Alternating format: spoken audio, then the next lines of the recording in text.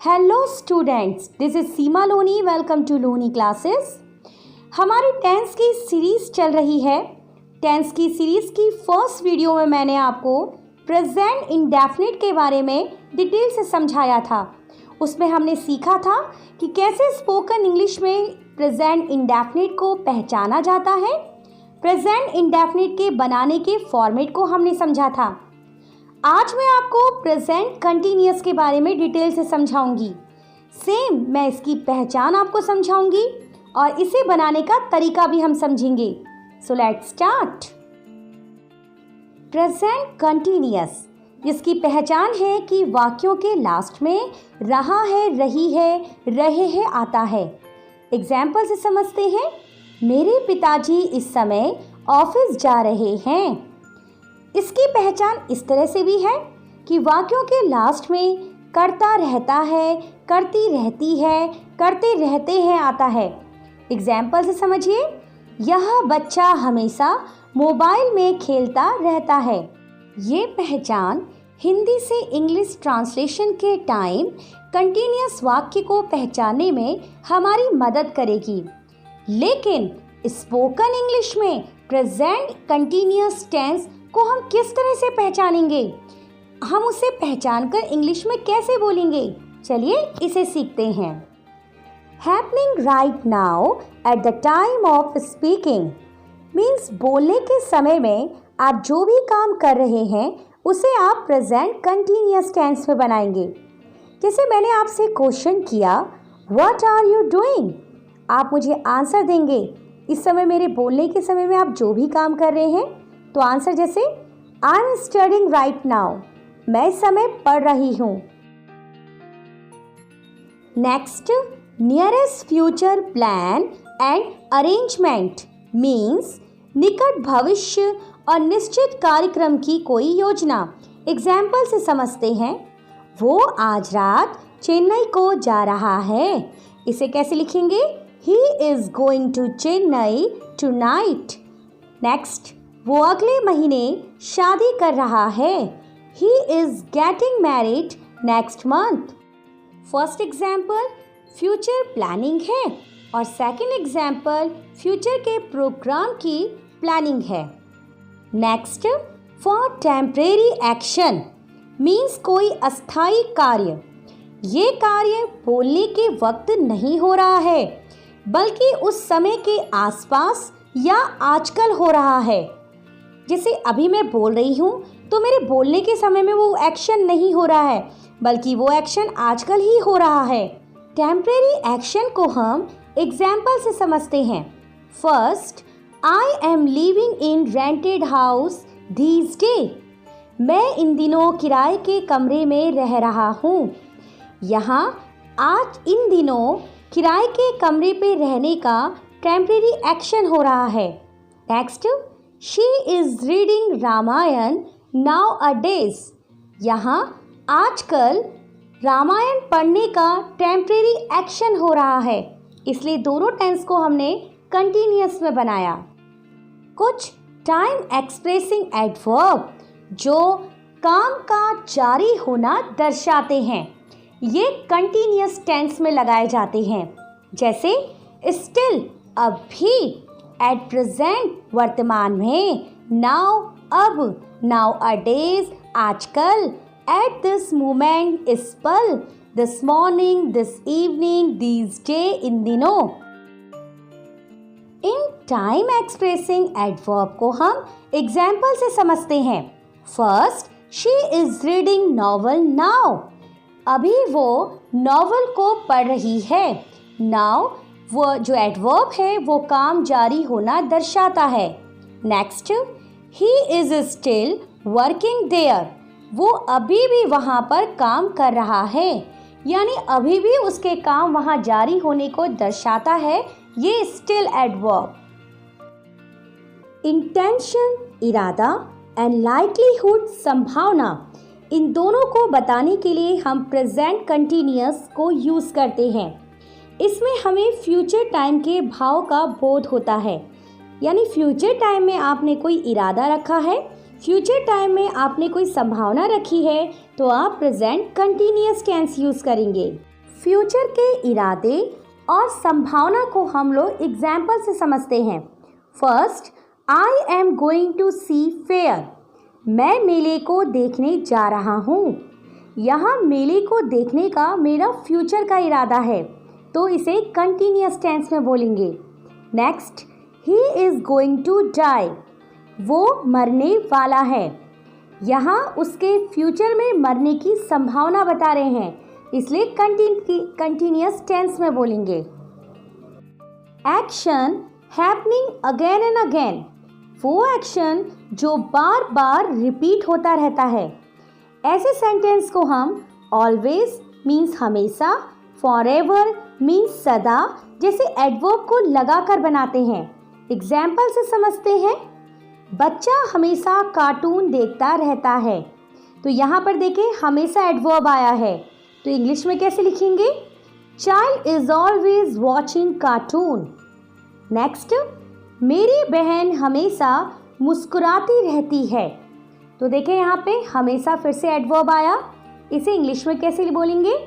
My sister is always smiling. यहाँ देखें पहचान में करता रहता है, करती रहती है आया है। अब प्रेजेंट कंटिन्यूअस के बनाने के फॉर्मेट को समझते हैं। First, positive. पॉजिटिव कैसे बनाते हैं? Subject plus is am are plus verb plus ING plus object. Subject means काम करने वाला व्यक्ति, वर्ब मीन्स क्रिया, ऑब्जेक्ट जिसके ऊपर सब्जेक्ट काम करता है। अब ये इज एम आर जो हेल्पिंग वर्ब है, इसे लगाने का तरीका समझते हैं। अगर subject he, she, it, name singular noun हो तो इसके साथ इज लगाते हैं। अगर subject you, we, they plural noun हो तो आर यूज़ करते हैं, और अगर सब्जेक्ट आई हो तो एम लगाते हैं। पॉजिटिव के सेंटेंस को बनाने से पहले हम आईएनजी को लगाने का तरीका सीखते हैं। फर्स्ट, अगर किसी वर्ब के लास्ट में ई हो तो आईएनजी लगाते समय ई को हटा देते हैं। एग्जाम्पल से समझते हैं। COME कम आईएनजी इसमें हमने ऐड किया तो ई को हटाकर स्पेलिंग बनी COMING। Next, take. टेक में ई है लास्ट में, आईएनजी लगाते समय ई को हटाकर टेकिंग किया, TAKING। अगर वर्ब का लास्ट लेटर व्यंजन कॉन्सोनेंट हो और उससे पहले कोई स्वर वाउल हो तो लास्ट लेटर को हम 2 बार लिखते हैं। चलिए एग्जाम्पल से समझते हैं। जैसे कट, CUT, इसमें T कॉन्सोनेंट है और T से पहले U एक वाउल है। अब मैं इसमें ING ऐड कर रही हूँ तो मैं यहाँ पे T को 2 बार लिखूंगी। तो देखिए स्पेलिंग क्या बनेगी? CUTTING। सेम रन, रन में हमने ING ऐड किया तो स्पेलिंग बनी RUNNING। लेकिन कुछ वर्ब इसमें एक्सेप्शन होती हैं, जैसे नो, लास्ट में W कॉन्सोनेंट है और उससे पहले O वाउल है, लेकिन ING लगाने के बाद हम डबल W नहीं करते हैं। सेम पे, Y एक कॉन्सोनेंट है और उससे पहले A वाउल है, लेकिन ING लगाने के बाद हम डबल Y नहीं लिखते हैं। नेक्स्ट, अगर वर्ब के लास्ट में IE आता हो तो IE को हटाकर Y लिखते हैं। एग्जाम्पल से समझे। लाई, इसमें लास्ट में IE आया है, अब मैं इसमें ING लगाऊंगी तो IE को Y कर दूंगी, जैसे लाइन, LYING।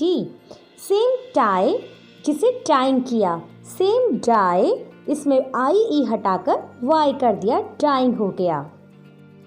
अगर लास्ट लेटर से पहले 2 वाउल हो तो ऐसे में लास्ट में ING लगाने पर लास्ट लेटर को डबल नहीं करते हैं। हमने अभी पहले पढ़ा था कि अगर लास्ट में कॉन्सोनेंट होता है और उससे पहले वाउल होता है तो ऐसे में हम लास्ट लेटर को 2 बार लिखते हैं, जैसे पुट PUTTING। अब यहाँ एग्जाम्पल को देखें, जैसे रीड में डी लास्ट में कॉन्सोनेंट है और उससे पहले आगे 2 वाउल ई और ए हैं, लेकिन ING लगाते समय हम डी को 2 बार नहीं लिखेंगे और लिखेंगे REDING। Same weep, P consonant है और आगे से 2 वाउल ई है, तो ING लगाने के बाद हम लिखेंगे WEEPING। सेम वेट में ING लगाया तो स्पेलिंग बनी WAITING। जिन शब्दों के लास्ट में Y या LL हो तो ING लगाते समय हम Y और LL के बाद डायरेक्ट या बिना कोई चेंज किए ING लगा देते हैं। जैसे फ्लाई, लास्ट में Y है तो ING लगाने के बाद कोई चेंज नहीं किया है और स्पेलिंग बनी FLYING। सेम प्लेइंग, वैसे टेल देखिए TELLING, लास्ट में LL है और ING लगाने के बाद कोई चेंज नहीं किया।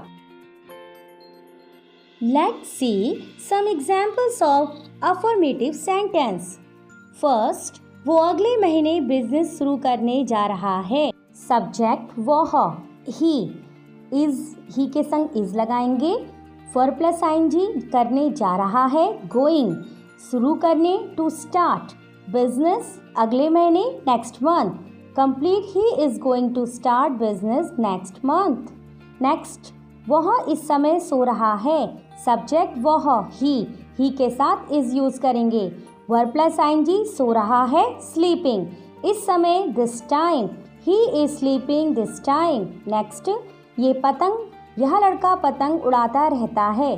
सब्जेक्ट यह लड़का, दिस बॉय के साथ इज, हमेशा के लिए यहाँ पे मैंने ऐड कर दिया ऑलवेज, उड़ाता रहता है इसके लिए भी flying, object kite, boy is always flying kite. वो आजकल डांस क्लास जा रहा है। सब्जेक्ट वह, ही के साथ इज, वर्ब प्लस ING जा रहा है, गोइंग, डांस को टू डांस, आजकल nowadays. Now let's talk about negative sentence, means नकारात्मक वाक्यों को समझते हैं।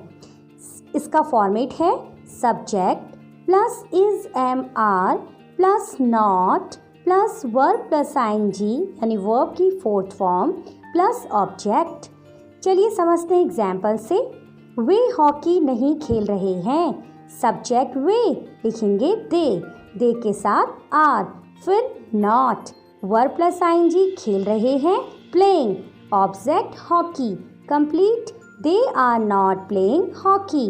नेक्स्ट, वो अब नहीं रो रहा है।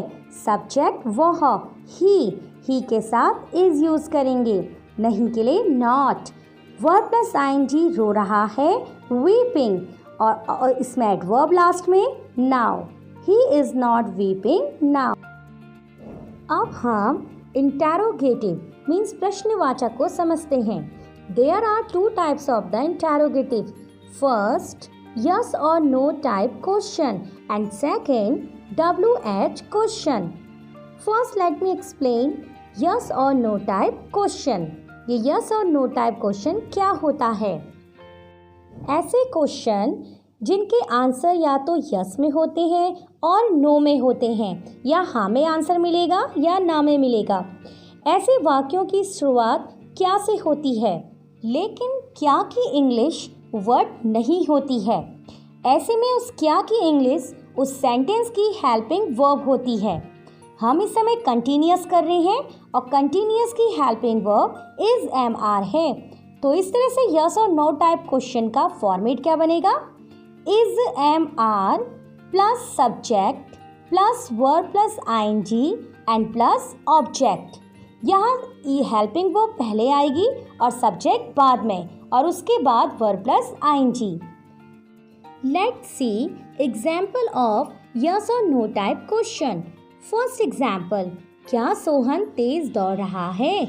यहाँ इज MR क्या लगाएं, ये डिपेंड करता है सब्जेक्ट पे। सब्जेक्ट सोहन है तो लिखेंगे इज, फिर subject Sohan, verb plus ING दौड़ रहा है running and fast, complete is Sohan running fast. Next, क्या वो हमेशा हंसता रहता है, तो इज ही ऑलवेज लाफिंग। क्या वे घूमने जा रहे हैं, are they going to walk. अब WH क्वेश्चन को समझते हैं। ये WH क्वेश्चन क्या है? WH जो सेंटेंस के बीचों बीच में आता है, जैसे क्या, कब, कहाँ, जैसे तुम कहाँ जा रहे हो, तो ऐसे में फॉर्मेट क्या बनेगा?